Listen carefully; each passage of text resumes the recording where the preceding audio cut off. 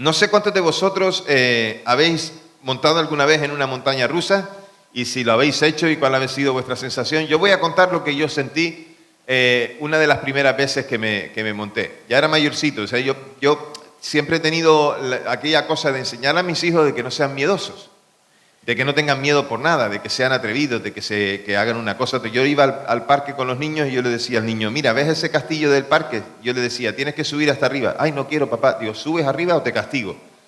Y entonces subía, ¿no? Entonces, ¿por qué? Porque yo siempre he querido que mis hijos no tengan miedo a nada. Entonces me acuerdo que la primera vez que fuimos al parque de la Warner, allí en Madrid, pues resulta que animábamos a Bernabé a que se montara en una atracción que era parecido a una montaña rusa. Entonces el niño decía, papá, móntate conmigo. Y entonces yo no me quería montar. Normal, ¿no? Entonces, claro, el niño insistía. Entonces el niño al final no me convenció, ni se montó él, ni me monté yo. Entonces el caso es que cuando fuimos la siguiente vez, fuimos con mi hermano. Y entonces resulta que mi hijo se montó con mis sobrinos. Y entonces mis sobrinos y mi hijo dijeron, papá y Blas, tenéis que montaros con nosotros. Entonces nos montamos. Claro, ¿y yo para qué habré dicho que sí? Claro, cuando tú subes en esa atracción y estás llegando casi al final, primero que ya la impresión de que vas subiendo y tú no puedes ver lo que está debajo, solamente a los lados, y sí que ves a los lados que tú estás subiendo y que cada vez es más alto y que cada vez está más lejos del suelo.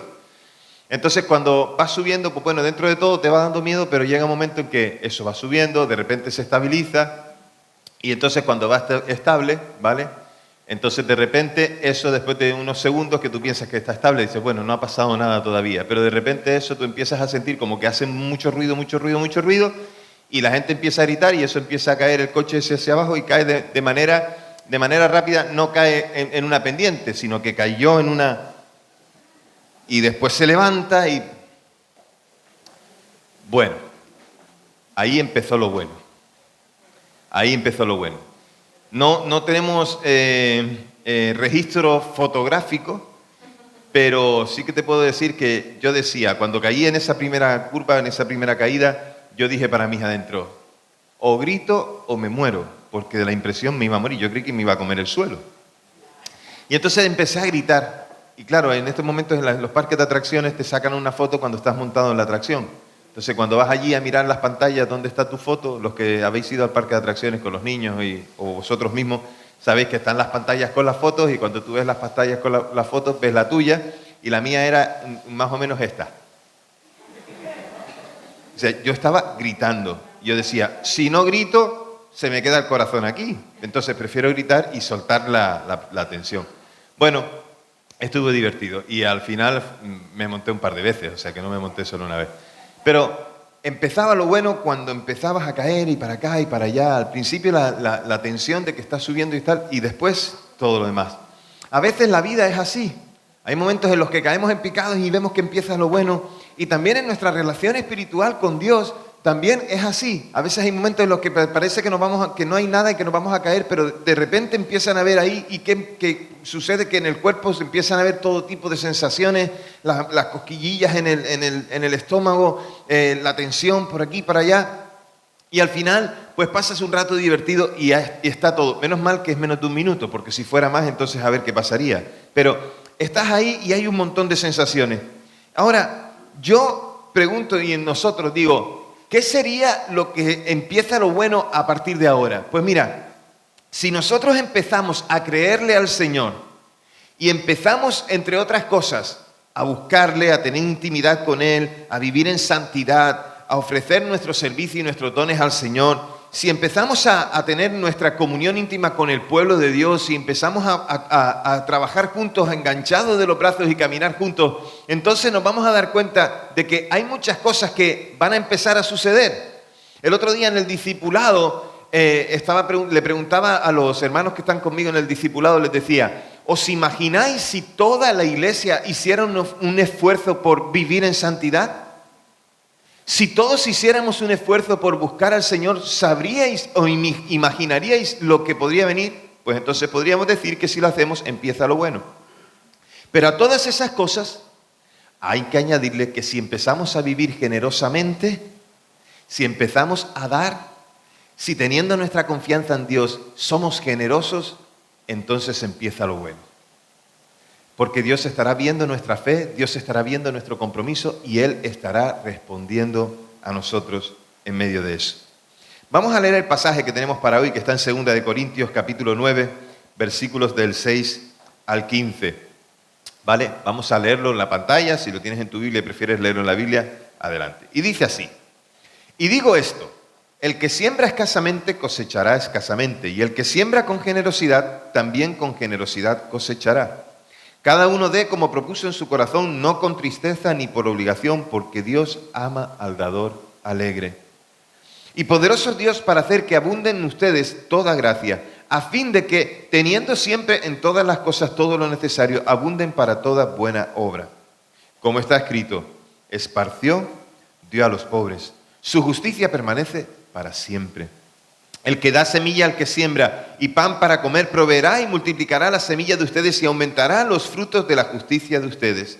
Esto para que sean enriquecidos en todo, para toda liberalidad, la cual produce acciones de gracias a Dios por medio de nosotros.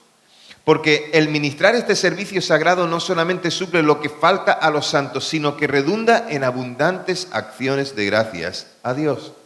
Y al experimentar esta ayuda, ellos glorificarán a Dios por la obediencia que profesan al Evangelio de Cristo y por su liberalidad en la contribución para con ellos y con todos. Además, por su oración a favor de ustedes, demuestran que los quieren a causa de la sobreabundante gracia de Dios en ustedes. Gracias a Dios por su don inefable. Empieza el texto que acabamos de leer diciendo que el que siembra escasamente, escasamente cosechará. El principio que nos muestra el texto es claro. Lo que sembramos es lo que cosechamos. En la medida o en la proporción en la que sembramos es en la medida, la proporción en la que cosechamos. Nuestra generosidad siempre nos trae bendiciones espirituales y también bendiciones materiales ahora. Y siempre bendiciones eternas en el cielo nuevo y tierra nueva que nos esperan en la vida eterna. Pero almacenamos bendiciones materiales y espirituales en el cielo, ¿con qué cosas? Pues Dios promete, cada uno de nosotros nos promete recompensarnos con su presencia, con personas, con posesiones, con placer, con poder, con alabanza en el cielo. Y por supuesto, solo obtenemos esto si hemos invertido nuestros talentos, nuestro tiempo, nuestros tesoros y nuestra oración por las prioridades del reino de Dios en el aquí y ahora.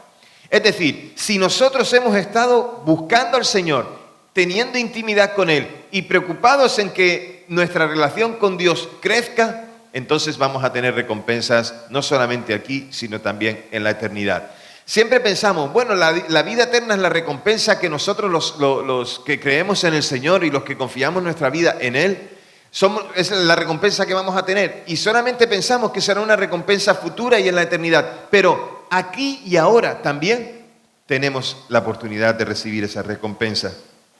Cuando hablamos de que cosecharemos cosas en el ahora, siempre pensamos en las cosas materiales, pero son muchas más que esas. Pero también dejadme traer una advertencia para tener cuidado con esto, para no envanecernos o ser codiciosos, sino que nuestra adoración a Dios por medio de nuestras ofrendas y nuestra generosidad sea algo que sea en adoración al Rey. Que siempre nosotros somos bendecidos materialmente con las cosas que recibimos financieramente hablando. Esto es lo que Dios promete y esto es seguro. Pero justo en este punto debemos tener cuidado para no tener un mal concepto o aprender algo que está mal. Porque no todas las inversiones materiales que hacemos en la tierra tienen su recompensa aquí precisamente. Ni son necesariamente materiales. Porque muchas de esas recompensas no las tendremos aquí, sino que las tendremos ¿en dónde? En los cielos. Mateo escribe acerca de esto, de que Jesús nos enseñó acerca de estas cosas diciéndonos que no acumulemos. En Mateo 6, 19 y 20 dice: no acumulen para sí tesoros en la tierra, donde la polilla y el óxido destruyen, donde los ladrones se meten a robar. Más bien, acumulen para sí tesoros en el cielo, donde la polilla ni el óxido carcomen, ni los ladrones se meten a robar. Gran parte del rendimiento y de las recompensas de nuestras inversiones en el reino de los cielos, hablando de dar y de generosidad, no son recompensadas aquí y ahora, sino en la eternidad. Estamos almacenando lo que damos, lo estamos almacenando allá donde Dios está viendo lo que nosotros estamos haciendo. Sin embargo, eso no quiere decir que no recibamos ninguna bendición aquí y ahora. Dios quiere bendecirnos aquí y ahora también. Así que hacemos, pero ¿qué es lo que recibimos como resultado? Pues dice que Dios nos proporcionará las bendiciones materiales necesarias para hacer las obras que Él planeó de antemano para que nosotros las hagamos.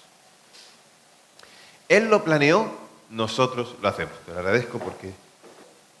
Así que Dios nos proporcionará las bendiciones materiales necesarias para hacer las obras que planeó de antemano para que nosotros las hagamos. ¿Son los planes de Dios? ¿Quién los va a ejecutar? Su iglesia. Nosotros somos los que haremos ese plan. Y eso incluye 3 cosas en las que los cristianos están siendo animados a participar con su generosidad. Primero, los que trabajan en la obra, los que hacen el ministerio dentro de la obra, para que pueda avanzar la fe y que muchos puedan ser alcanzados en la salvación. Y la tercera cosa, para poder también darle al pobre, al que lo necesita, para poder cuidar a aquellos que tienen necesidad. Dios bendice nuestra generosidad, ¿verdad? De muchas maneras. Y Pablo dijo en la iglesia en Filipos que al recibir aquellas ofrendas que habían enviado junto a Epafrodito, fue ese texto que leímos en Filipenses capítulo 4 al comenzar. Pablo está reconociendo que aunque él estaba en una situación difícil porque estaba encadenado, estaba preso, aquella generosidad de aquellos hermanos le llegó hasta él. Así que Dios nos bendecirá para que incluso cuando ofrendamos, nuestras necesidades se repongan. Y de alguna manera Pablo estaba diciéndole esto a aquellos hermanos. Le estaba diciendo que su generosidad sería recompensada por el Señor. Y ya hemos visto ese concepto que es de parte del Señor, de que Dios siempre pone la economía necesaria en aquellos que son generosos para que puedan seguir siendo generosos y dando en el reino de los cielos. Eso sí que es una bendición en sí misma, porque en cierto sentido experimentamos en nuestras propias vidas la multiplicación de los panes y los peces. Comprobamos en nosotros mismos todo lo que Dios puede llegar a hacer. O aquel texto que recordáis en primer libro de los Reyes, con aquella viuda de Sarepta que estaba a punto de morir, ella y su hijo, porque ya no le quedaba más aceite y más harina, sino la que poquita que le quedaba e hizo. ¿Y qué le dijo el profeta Elías? Prepara primero comida para mí. Y la mujer pensaría, si esto es lo único que me queda para mí, para mi hijo, para morir. Entonces pensaría, bueno, para que esta tortura no termine cuanto antes, mejor le damos de comer al profeta y nosotros moriremos antes para no tener que estar sufriendo esto. Cuando ella hizo eso, cuando ella dio, cuando ella sembró, cuando ella vivió generosamente, cuando ella aceptó el reto que el profeta le había dado, ¿qué sucedió en ella? Que el aceite nunca cesó y la harina nunca cesó hasta que volvió otra vez a llover y pudieron cultivar la tierra. ¿Por qué? Porque Dios se encarga de que nosotros tengamos lo que necesitamos si creemos en Él y si confiamos y sembramos. Ella misma era una persona que estaba a punto de morir, pero sin embargo aceptó el reto. Por fe ella siguió sus instrucciones y nunca se quedó sin comida desde aquel momento. Ese es el mismo principio que Pablo muestra en este texto que acabamos de leer. Estaba compartiendo con los cristianos allí en Corinto diciéndole que la generosidad abunda en más generosidad. Lo que Pablo no les dice a los corintios es que nos bendecirá más allá de lo que necesitamos, sino que dará lo que necesitamos. Más allá de lo que se necesita para dar para los trabajos planeados para nosotros o para nuestro deseo. Aunque a menudo nos devuelve el Señor bendiciones materiales mucho más de lo que nosotros necesitamos y mucho más de lo que nosotros deseamos. Porque en dar iglesia, en generosidad iglesia, a Dios no le gana nadie. Nadie le gana a Dios en generosidad. Nadie le gana a Dios en dar. Así que es donde Pablo difiere con los nuevos maestros de la prosperidad que abundan por ahí y con los cuales siempre digo, tened cuidado con lo que escucháis. Mira, hay muchas cosas en internet que son muy buenas y muy edificantes, pero hay otras que es mejor no escucharlas, tened cuidado. Y para poder discernir qué es lo que es bueno y qué es lo que es malo, ¿cuál tiene que ser nuestra referencia? Nuestra referencia tiene que ser la palabra del Señor. Si no conocemos la palabra, si no nos sumergimos en ella, si no buscamos al Señor, entonces cualquier cosa que escuchemos, ¿saben qué va a pasar? Que la daremos por buena. Porque hay muchas formas de presentar muchas cosas. Y en esto hemos sido engañados en los últimos tiempos por falsos profetas o los que se han dejado engañar por falsos profetas que hablan acerca de prosperidad y que enseñan ese concepto de que cuanto más das, Dios más te va a dar. Y ¿saben qué? Dicho así, tal cual, es cierto, pero tiene sus limitaciones y tiene sus cosas que tenemos que tener en cuenta. Y es Pablo donde difiere con estos maestros de la prosperidad, porque los maestros de la prosperidad dicen que si siembras dinero, recibirás dinero para ti y mucho más. Y hermanos, en verdad os digo, y tened cuidado, porque estos engañadores lo que nos están mostrando es una falsa codicia camuflada. Una codicia camuflada. En realidad lo único que desean es tener, aparentar, mostrar. Y yo vuelvo a recordar, hay cosas que son hechas en la humildad. Y tener recursos no es pecado. Lo que es pecado es amar el dinero más que al Señor mismo. Ese es el problema. Si bien es cierto que lo recuperaremos todo y algo más en el cielo, no es cierto que aparte de satisfacer nuestras necesidades y darnos semillas para sembrar, lo recuperaremos aquí. No sembramos aquí para tener más.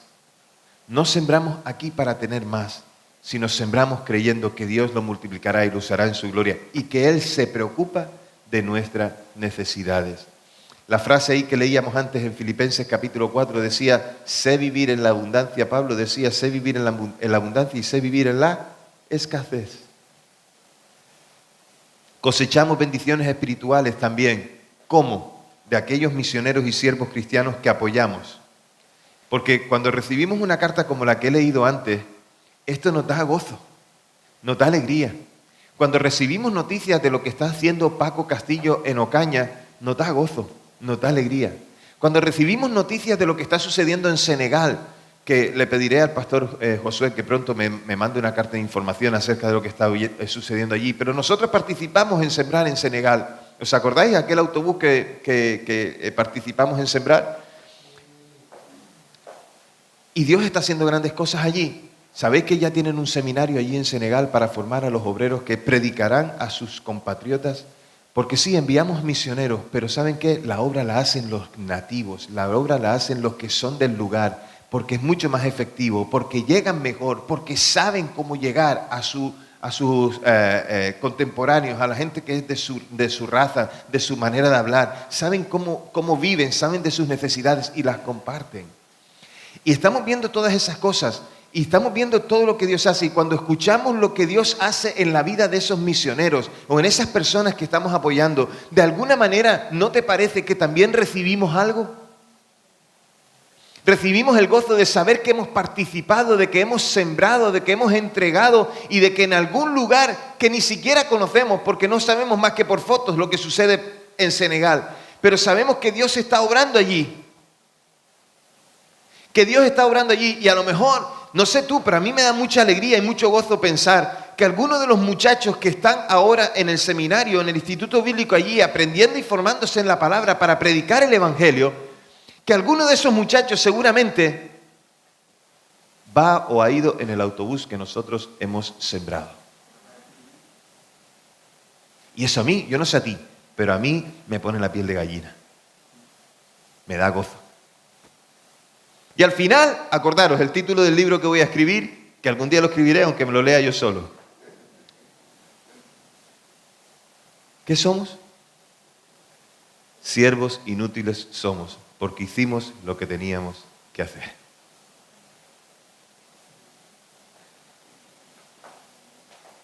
Si un creyente en una iglesia siembra una bendición material en una persona o iglesia, el que siembra debería poder cosechar una bendición espiritual a cambio. Si un pastor, una pastora, una iglesia, un misionero, un evangelista, alguien recibe una siembra espiritual, una bendición espiritual, los que siembran deberían poder cosechar bendición también espiritual a cambio. Cuando Pablo escribe la carta a los romanos, una de las primeras cosas que dice es: deseo ir a vosotros para ser bendición, pero en alguna manera también ser bendecido. Y saben, hay una cosa que debemos aprender.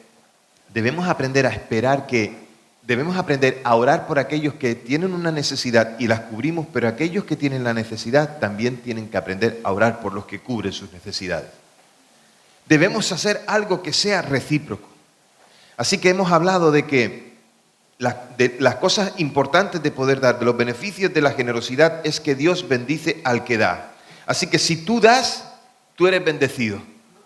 Pero también otra cosa más, Dios bendice a la iglesia con amor y con unidad. Es decir, una iglesia que es generosa es una iglesia que también está trabajando por la unidad.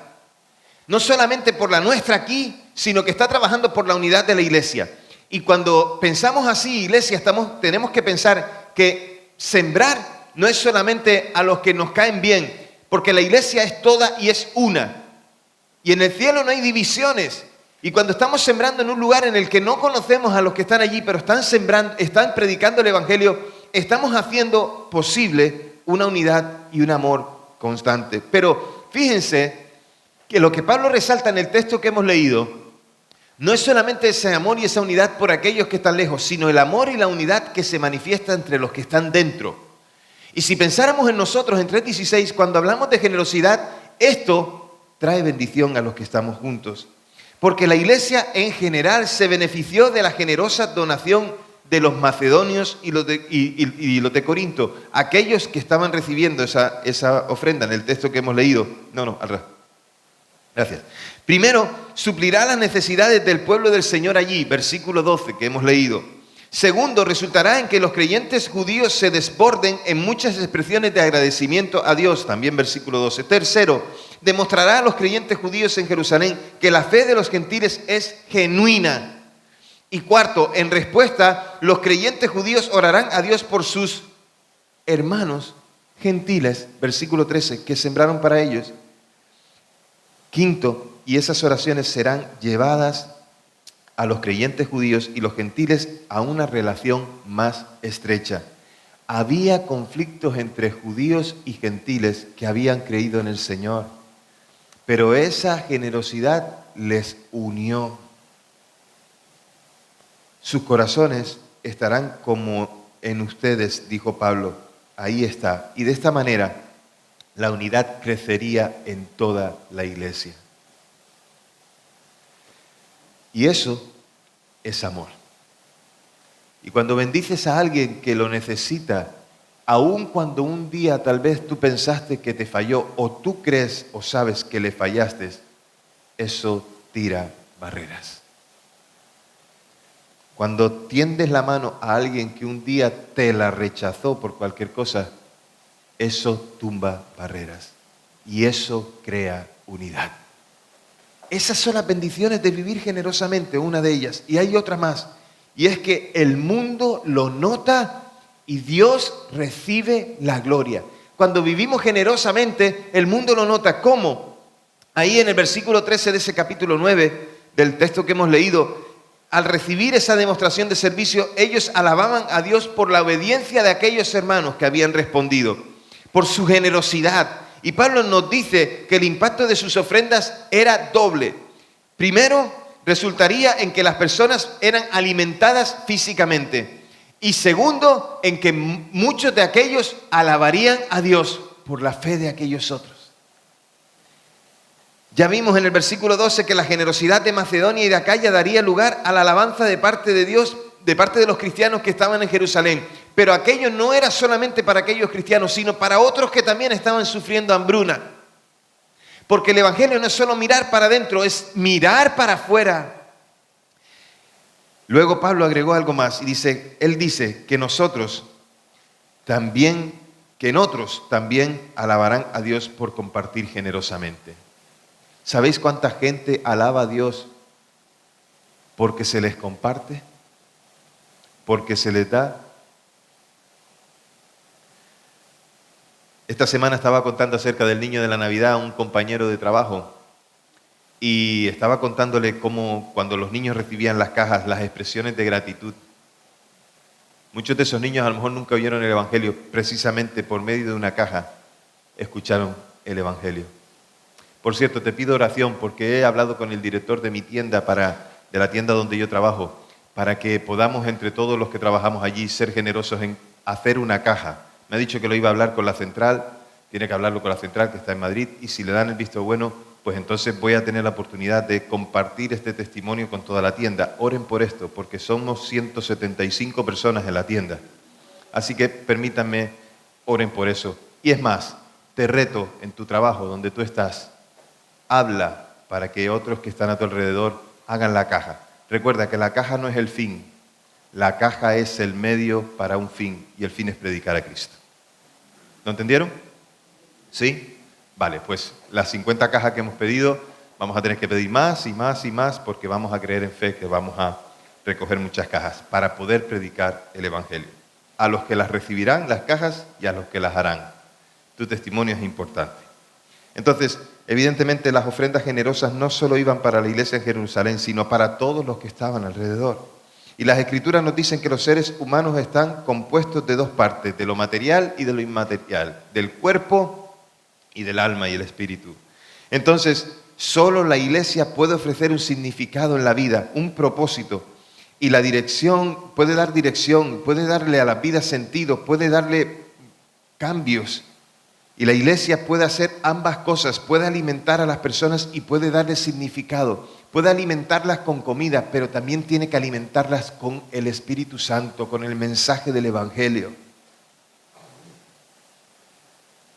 Porque cuando solo damos la comida pero no damos el Evangelio, no estamos cumpliendo la tarea que Dios nos mandó a hacer. Y eso ya lo hacen otros, lo de dar comida ya lo hacen otros.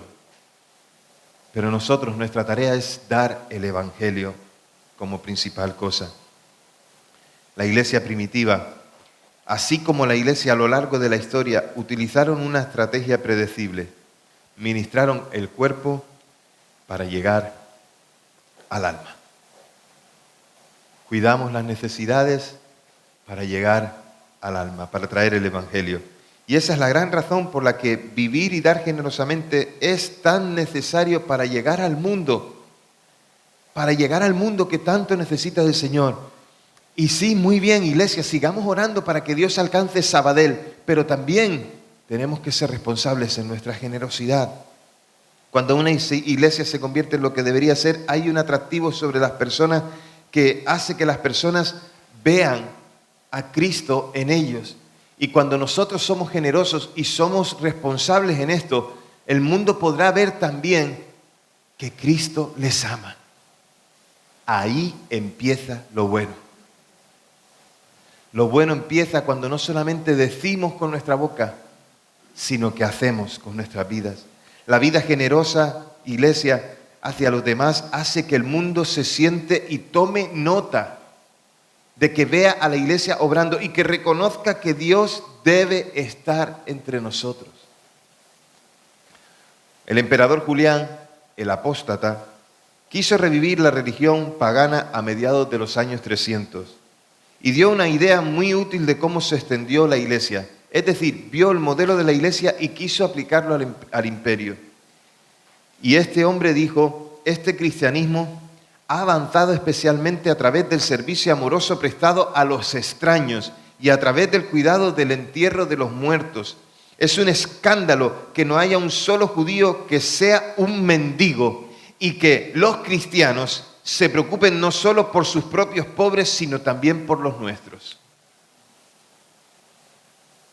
Lo que quería hacer aquel hombre, aquel emperador, era copiar el modelo de la iglesia.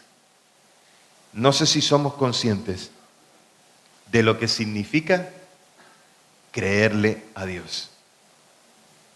Cuando creamos como iglesia a Dios, empezará lo bueno. y vamos a flipar. Y te estarán dando cosquillas en esa atracción en la que Dios te está llevando, y cuando te bajas, Dios te está diciendo, ahora la siguiente atracción. Porque con Dios empieza lo bueno. De hecho, no sé, preguntarle a Asun si con el Señor no empieza lo bueno. No sé, preguntarle a Sandra si con el Señor no empieza lo bueno. Preguntarle a Fabio si con el Señor no empieza lo bueno. Preguntadme a mí si con el Señor no empieza lo bueno. Ahora, si me preguntas a mí, siéntate, prepara 4 o 5 jarrones de café, que tengo muchas cosas para contarte. Porque Dios es bueno. Entonces, iglesia, la vida generosa es un desafío a los que aman a Dios y quieren ser buenos administradores. Dios te está desafiando. Y ese desafío está en los planes de Dios, por cuanto Dios necesita que comprendamos su plan. Y por eso he pasado 6 semanas, que podría haber pasado más, podría haber pasado mucho más tiempo hablando de estas cosas, pero ahora lo que le pido al Espíritu Santo es que te hable a ti donde yo no puedo llegar. Y son muchos los lugares donde yo no puedo llegar. Pero Dios necesita que comprendamos cuál es su plan. Y si comprendemos cuál es su plan, Dios anhela que nosotros nos dediquemos a ese plan, que nos dediquemos a hacerlo. ¿Y por qué quiere que lo hagamos y desarrollemos ese plan? Porque el mundo necesita el mensaje de la fe. Porque si creemos o si pensamos que el mundo necesita un cambio porque está yendo por derroteros equivocados, entonces sabemos que la fe sí que puede poner una respuesta donde el mundo con sus pensamientos y sus planteamientos no puede. El mundo está esperando de la iglesia. Sabadell está esperando por 316. Si nosotros no podemos creer, entonces no veremos lo bueno. Tenemos la necesidad de comprender la grandeza de Dios.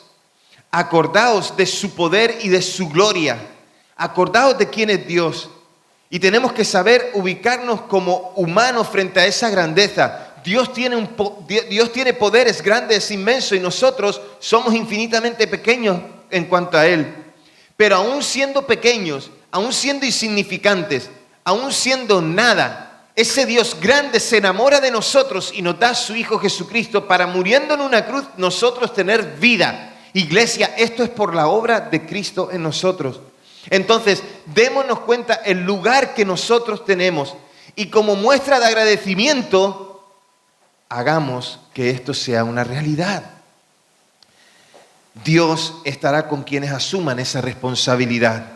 Su Espíritu Santo está con nosotros para ayudarnos a hacerlo. No estamos solos. De hecho, si el Espíritu Santo no nos guía, no avanzaremos ni 1 milímetro. No nos abandonará en esta tarea. Yo estoy con vosotros todos los días hasta el fin del mundo. Y cuando les dijo esto fue después de haberles dicho, vayan y hagan discípulos. Enséñenles, predíquenles, enséñenles, bautícenlos. Y les dijo, yo estaré con vosotros. Nos ayudará en medio de nuestras flaquezas, porque cuando no podamos, cuando estemos cansados, cuando queramos tirar la toalla, cuando tengamos miedo, Él estará con nosotros para levantarnos, para darnos una palabra de ánimo y avanzar. ¿Y saben qué? Dios nos dará los medios para poder hacerlo, porque cuando Dios trae la visión, Él también trae la provisión. Si sabemos a dónde queremos ir, sabemos cómo llegar, entonces Dios nos dirá cómo llegaremos, nos dará lo que necesitamos para poder llegar. Iglesia, Dios es dueño de todo, créanlo. Y hay una necesidad de dar una lección al mundo. Hay que decirle al mundo que sabemos cómo hacer, que esta humanidad pueda ir, si no bien, por lo menos que lo intente. Sabemos cómo hacerlo y tenemos que comunicarlo. Y en esto, iglesia, estamos faltando al testimonio. Tenemos que dar testimonio de quién es Dios y de lo que puede hacer. Tenemos una verdad que el mundo anhela conocer. Y mientras la iglesia se calla y no anuncia, el mundo no sabrá que en Cristo hay poder, que en Cristo hay perdón y salvación, que en Cristo las cosas empiezan de nuevo y empieza lo bueno. Debemos mostrar el poder que poseemos, que no es que nosotros tengamos la varita mágica, sino que tenemos al Señor Jesucristo. Tenemos a Dios mismo con nosotros. Dios Padre y Dios Hijo nos han dejado su Espíritu Santo para que nosotros podamos hacer esa tarea.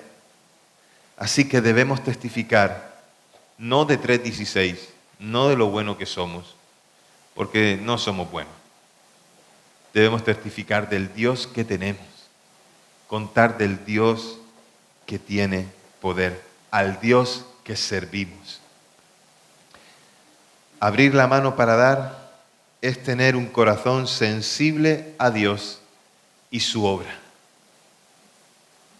Empieza lo bueno cuando le creemos a Dios.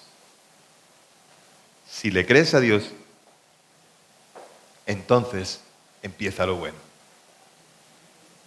Yo quiero ver todas las cosas que Dios tiene para nosotros.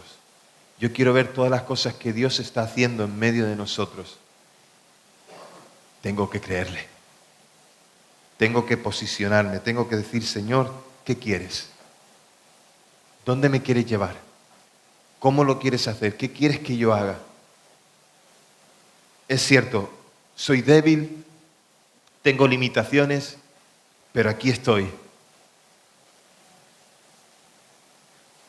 Pienso en Isaías cuando respondía al Señor, sabiendo toda la necesidad que había y sabiendo sus propias limitaciones, porque dice, Señor, pon un carbón encendido en mi boca para que yo pueda hablar, porque no sé qué decir. Pero una cosa sí te digo, Señor, heme aquí, envíame a mí. ¿Y cómo oirán, dice Pablo en Romanos, si no hay quien les predique?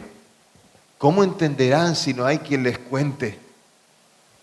Si la iglesia se calla, si la iglesia no es generosa, si la iglesia no vive en santidad, si la iglesia no se apasiona por Dios, si no se apasiona por las multitudes que se pierden como ovejas que no tienen pastor, entonces, iglesia, ¿a dónde iremos? Entonces, ¿quién sabrá?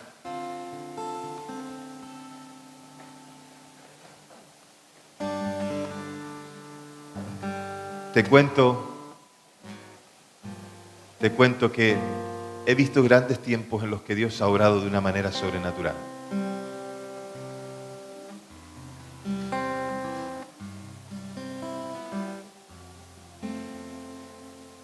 Sí. Pero hace 4 años y 2 meses que estoy viendo que empezó lo bueno. No quiero ser vanaglorioso, el Señor sabe que no lo soy. Bueno, mejor dicho, el Señor sabe que intento no serlo.